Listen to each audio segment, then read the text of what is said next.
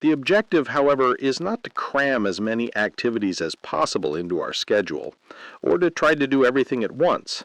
We're not trying to be Superman or Superwoman. The objective is to use our creative imagination to come up with synergistic, principle-based ways to accomplish goals that create even greater results than would be achieved if the goals were accomplished separately. A good test is to see how you feel inside as you make the connections.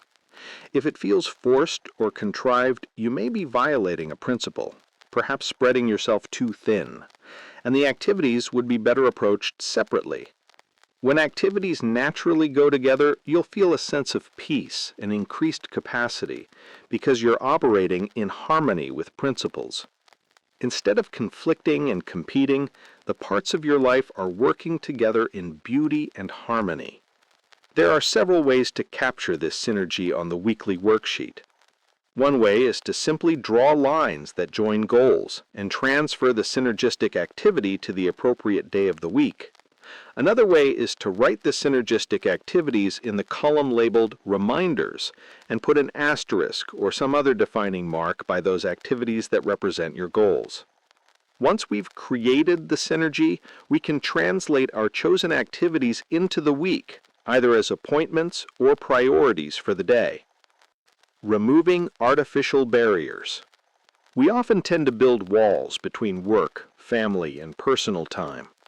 We act as if what we do in one area doesn't affect what we do in the others. Yet we all know that these barriers are artificial. A bad day at the office may create a sense of hopelessness, a lack of contribution that affects us in our personal and family lives. Personal and family struggles can affect the quality of our work. On the other hand, a quality family relationship can create positive impact on our work. And when something wonderful happens at work, we often want to share it with family and friends. Life is one indivisible whole. As we make connections between the various aspects of our lives and our overall sense of purpose, we discover that renewal in any role creates renewal in other roles as well.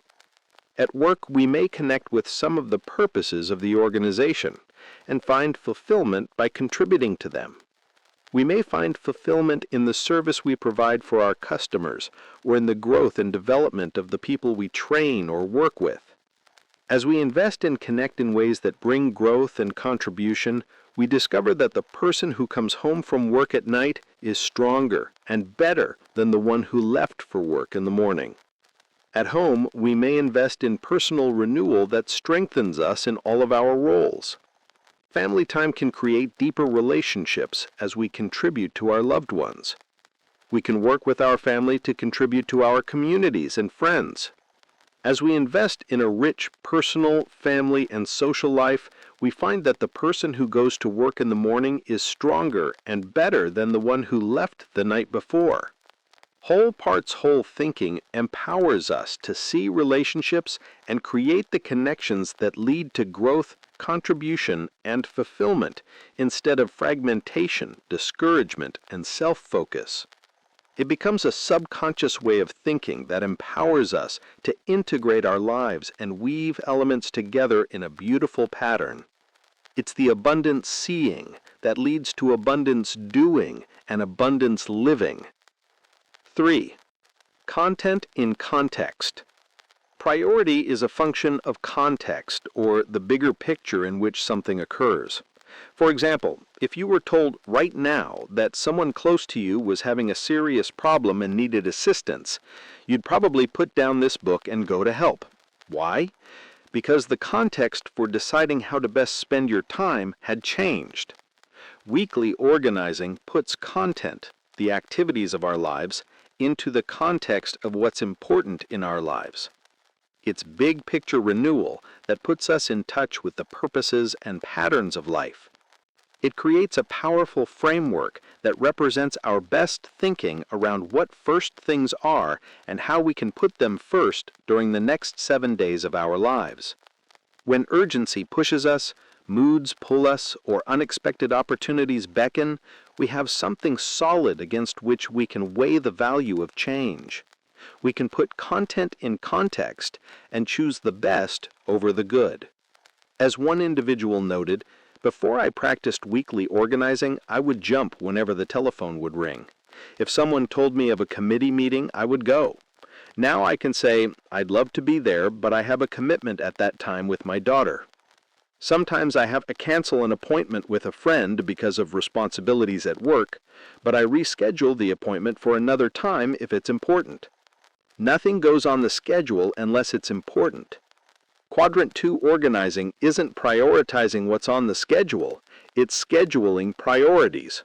It's not filling every time slot with scheduled activity, it's putting the big rocks in first and filling in with whatever sand, gravel, and water we need to add. The objective is not to fill the container to the brim, but to make sure that the big rocks are there and that the container is not so full it can't accommodate conscience-directed change. To help keep content in context, many people find it helpful to create time zones and preserve time for preparation. Creating time zones. Time zones are large, interchangeable blocks of time set aside for specific important activities. If family activity is a high value for you, you might want to regularly block out Saturday mornings for family activities as you organize your week. In doing this, you're not making an appointment or a firm commitment that every Saturday morning, without fail, you'll do some family activity. But as you plan other activities and goals, you tend to keep that time reserved for family activities. If you're active in a local community project or a service club that meets on Thursday evenings 2 weeks out of the month, you might block out every Thursday evening for that service activity. When no meeting is held, you could use the time to work on the membership roster or do whatever else you may need to do to fulfill that role. In your job, you may want to block out one morning a week for one-on-one staff interviews. When people want to see you, you can channel your appointments toward that established time zone. You might set aside another block of time during the week to prospect for new clients, read trade journals, or work on long-term planning. Time zones can provide a template for more effective weekly organizing. The idea is not to fill the entire week with time zones, but to set aside a few specific time periods to provide focus for high-priority activities. There are a number of advantages in using time zones. To begin with, you have the time blocked out for high-priority, often Quadrant 2, activities. It also gives a sense of order to your life that other people become aware of and respond to. If they know you set aside Thursday nights for club work rather than interrupting you throughout the week, they know they can probably reach you on club matters then, when you're available and focused. Since time zones are often interchangeable, you gain flexibility in your schedule without sacrificing the time you allocated in the week. For example, if some friends suddenly find they are unable to attend a concert on Thursday night and they offer you their tickets, you might switch your family time to Thursday, take your family to the concert, and do your club work on Saturday morning. In the course of the week, you still accomplish what's most important in both roles. Time zones also help clarify expectations with other people. If you have an assistant who schedules appointments for you, time zones can empower you both. Given time zones on Monday, Wednesday, and Friday between 10 and 4 to schedule appointments for you, your assistant knows that you won't schedule anything during those times without checking first. At the same time, you know your assistant won't schedule appointments for you at other times without checking with you first. Setting aside time to prepare. Much of our frustration and anxiety come from the feeling of being unprepared. Many activities become urgent as a result of lack of proper preparation. Through weekly organizing, we create a framework that allows for and encourages preparation. For example, if you're supposed to make an important presentation at a meeting set for Friday morning, you may need to set aside some time on Wednesday to prepare and on Thursday to practice. If you plan to work in your garden on Saturday morning, you may need to go to the store on Friday to purchase seeds or tools. The successful experiences most of us would like to have in life are rarely an accident. They are almost always an achievement, the result of careful planning and thorough preparation. The moment of clarity when we organize the week gives us the perspective to set aside the time necessary to make that preparation possible. Obviously, when things go as planned, we're generally much more effective when we're prepared. But even if things change, time spent in preparation empowers us to more quickly and effectively recognize the value and cost of change and to move in the right direction. Once you gain the perspective of the week, you'll find it hard to limit yourself to the myopic view of the day. Content and context empowers you to make more wise and effective decisions in your moments of choice.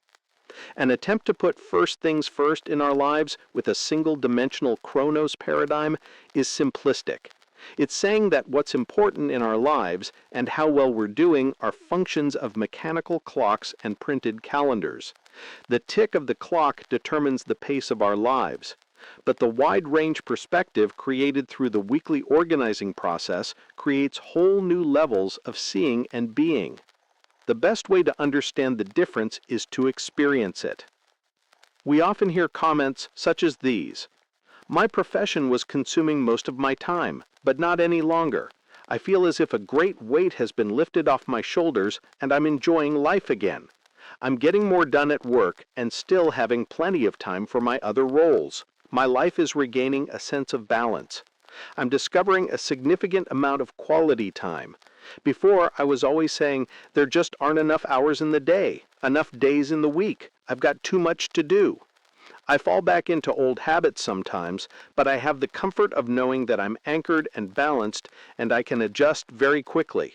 There are rushes, work crunches that just won't wait, but the reward is that I can then block out some time for myself and really know that this is as important as any quadrant 1 client emergency or anything else. Before, I thought I had to schedule every hour of the day. Then I realized that the point was not to schedule every little thing, but to work on first things first. The most noticeable change has been with my children. Mondays were always hectic days, with my daughter going horseback riding and my son off to soccer practice and the whole family trying to get dinner together in between events. In organizing my week, I suggested to my wife that we make this a special time with the kids, each taking one child and going out to eat before or after the event, and that we put our focus on the child rather than the rushing around.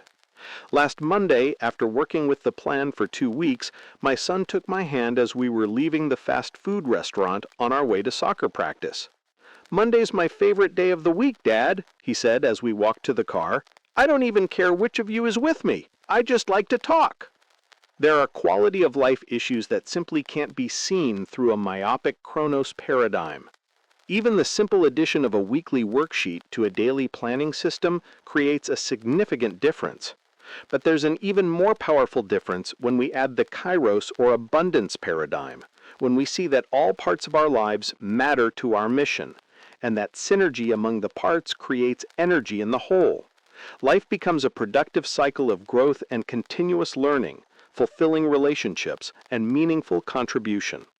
The perspective of the week nurtures balance and perspective and provides the context for making effective choices, moment by moment, regarding the things we decide to put first in our lives. Quadrant 2 goals to cultivate the perspective of the week. Designate a specific time each week to do your Quadrant 2 organizing. Find a place that's conducive to introspection and contemplation. During the week, take note of situations you handle differently because of a weekly perspective. Record these in your organizer. At the end of the week, evaluate your experience. If you're not already doing so, set aside a day during the week for renewal, reflection, and recommitment, not just recreation. On this day, don't do the things you normally do on other days. After a month, evaluate the effect in your life. If you live or work with other people, have a weekly organizing meeting with them. Look for ways to coordinate your activities to better accomplish everyone's objectives. 9. Integrity in the moment of choice. Quality of life depends on what happens in the space between stimulus and response. Suppose that over the weekend you spent a quality half hour going through the Quadrant 2 process and connecting with your deep inner life. You reviewed your mission and your roles. You identified important goals. You translated them into an action plan for the week. Then, as the day began, you reviewed your plan for the day, quickly reconnected with importance, and made any conscience-directed change you felt you should make. You're convinced that you've identified first things and have a good plan to put them first during the next 24 hours of your life. So you start to live through the day you've planned. But somehow the day doesn't go as planned. You're just concluding an interview with one of your employees when he suddenly breaks down and begins to share some deep concerns that affect his work. You care about this employee, but you're scheduled to be at an important meeting in 10 minutes, and you also care about the 5 other people who have arranged their time to be there. What do? You receive a phone call from the principal at your daughter's elementary school asking you to serve on a special task force committee to secure needed playground equipment for the school. You've recently made the decision not to accept any more commitments because you feel you haven't been spending enough time in personal renewal and with your family. But you value your daughter and what the principal is trying to do for the school she attends, and you know that you have talent, resources, and connections that could make an important difference to the project. What do you say? You've been working intensely on a project for several hours, and you feel that your effectiveness is dwindling. You have a deadline, and you're not sure whether the break is really renewal or escape. How do you decide? These examples may not describe your particular situation, but whatever your circumstances, you know that each day brings unexpected challenges, new opportunities, reasons or excuses for not doing what you planned to do. How do you respond in such situations? What choices do you make? How do you feel about your choices? How do you feel about making them? How do you feel by the end of the day? Are you frustrated, feeling inadequate because you can't do it all, exhausted from the effort of running fast enough to try? Or do you feel calm, peaceful, and deeply satisfied that you did, in fact, put first things first? These challenges aren't fantasy, they're everyday life. And as powerful as Quadrant 2 organizing is, neither it nor any other planning process can empower us to know everything that's going to happen in advance or to control it. If our idea of effective time management is to bulldoze our way through a list of scheduled appointments and to-dos, no matter what, we're setting ourselves up for almost inevitable frustration. The nature of most days will violate that expectation, in addition to which we'll miss some of the richest, most meaningful dimensions of living. And chances are very good that for a significant part of the time, we won't be putting first things first. Any week or day or moment in life is uncharted territory. It's never been lived before. We're parachuted into unfamiliar terrain, and while the roadmap we've created is helpful, our ability to navigate effectively depends to a great extent on the quality of our internal compass, the strength of the 4 endowments that make it possible for us to detect and align with true north at any time. That's why the purpose of Quadrant 2 organizing is to empower us to live with integrity in the moment of choice. Whatever detours may come up, whatever new roads may be built after the map is created, we can depend on our internal compass to keep us moving in the right direction. The moment of choice. A moment of choice is a moment of truth. It's the testing point of our character and competence. Consider some of the factors acting on us in the moment of choice. Urgency, things that are pressing and proximate. The social mirror, things that are pleasing and popular. Our own expectations, the expectations of others. Our deep values, what we feel is important in the long run. Our operational values, what we want in the short run. Our scripting, our self-awareness, our conscience, our fundamental needs, our wants. With all these factors acting on us, it's important to remember that a moment of choice is just that, a moment of choice. Whether we react automatically to one or more of these influences, empower circumstances or other people to control us, or use our human endowments to make a conscious, conscience-directed decision, it's our choice.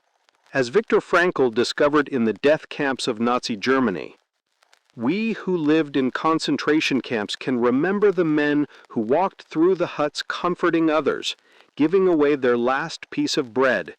They may have been few in number, but they offer sufficient proof that everything can be taken from a man but one thing, the last of the human freedoms, to choose one's attitude in any given set of circumstances, to choose one's own way. And there were always choices to make.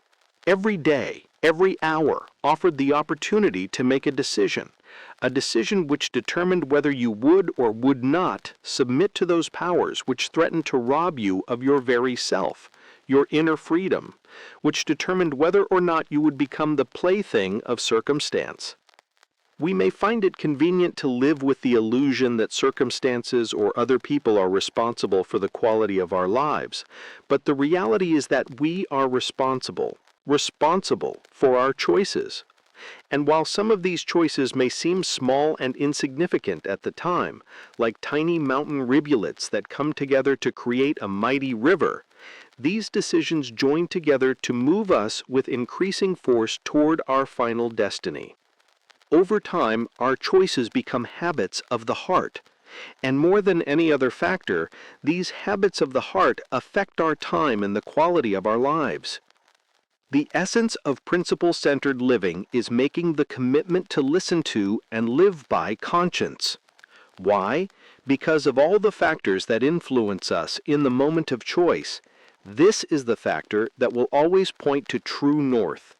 This is the one that unerringly leads to quality of life results. To demonstrate the difference of this principle-centered choice, we'd like to ask you to try an experiment. We ask that you invest deeply in this experiment because to experience it is to understand the essence of this chapter. Think for a moment of some relationship you have that you deeply care about and you feel really needs to be improved.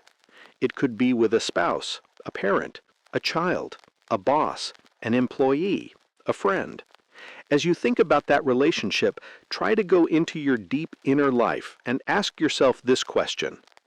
What is one thing I could do that would significantly improve the quality of that relationship? As you think about it, does an answer come to mind? Do you feel confident that doing this thing would improve the quality of the relationship? How do you know? Whenever we ask these questions, people almost invariably have an immediate sense of some specific thing they could do that would make a difference. They know it would improve the quality of the relationship. How do you know? Well, I just know. For most people, it's not that they've tried it before in this circumstance or even in other circumstances. It's not necessarily the direct extension of linear thought. It's just a deep inner knowing of the right thing to do and a confidence that doing it would produce quality results. Is the answer you came up with in harmony with true north principles? Yes. Is it in your circle of influence? Yes. It may be hard, but is it something you can do? Yes. This deep inner knowing seems to immediately zero in on the most high-leverage, principle-based thing we could do to improve quality of life in the particular situation. It's the same kind of knowing you may have experienced as you worked through your mission statement or did your weekly organizing. Now, what if, day to day, moment by moment, you were able to access that deep inner knowing? In the heat of the battle of the day, instead of making your decisions based on urgency, social pressure, the expectations of others, pain avoidance, expediency, or quick fix, what if you were able to make your decisions based on that inner wisdom? What if you were able to execute those decisions effectively? Would that make a difference in your life? Stephen, some years ago I spoke to a group of university students on this subject of listening to and living in harmony with conscience. In the process, we went through a listening exercise where I encouraged them to connect with their deep inner lives and listen to their conscience. What can you do to be a better student? What can you do to be a better son or daughter, a better roommate? What can you do to live a life of greater integrity? Afterward, a young woman came up to me and said, "How do I know if what I'm hearing is really my conscience?" What she was asking was a question many people have asked. How can I know if what I'm hearing is that deep inner voice of conscience or some other voice? Social conscience, scripting, my own wishful thinking. I said, "When we went through the listening exercise, did you feel or sense anything?" "Oh yes," she replied. "I know of so many things I need to do to be a better person." Then I suggest you forget your question. Just do those things. As you do, you'll become acquainted with that inner voice, and that will give you the answer to your question. I watched her expression. "You didn't like that answer, did you?" "No," she replied. "Why not?"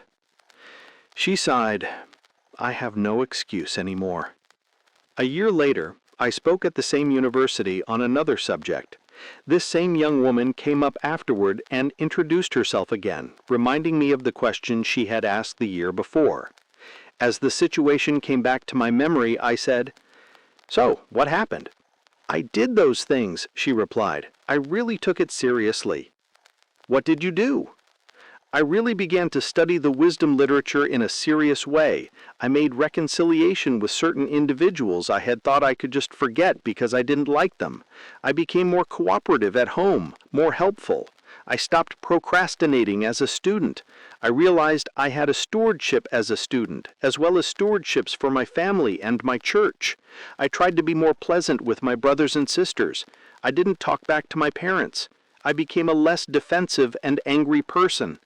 She paused a moment, and then she said, "I know very clearly now the difference between that voice and the many other voices within and without." Several years later, I was speaking to another group, in another state, in fact, and she came up to me once more. "Would you be interested in the third installment?" she asked. I told her I would. She said, "I can't believe the difference in my life once I started to realize that I have my own inner guide. I feel a sense of direction in everything I do, and as long as I'm true to it, everything seems to work together to make it happen." This is the essence of principle-centered living. It's creating an open channel with that deep inner knowing and acting with integrity to it. It's having the character and competence to listen to and live by your conscience. This is obviously not a quick fix. As this young woman discovered, it takes tremendous effort and investment over time. But the more we're able to do it, the more we experience the quality of life fruits that come from a principle-centered life. How we can implement that choice. The essential purpose of the Quadrant 2 process is to increase the space between stimulus and response and our power to act in it with integrity. We do that as we create a personal mission statement. We do it as we organize the week. We pause between stimulus and response to proactively choose a response that is deeply integrated with principles, needs, and capacities.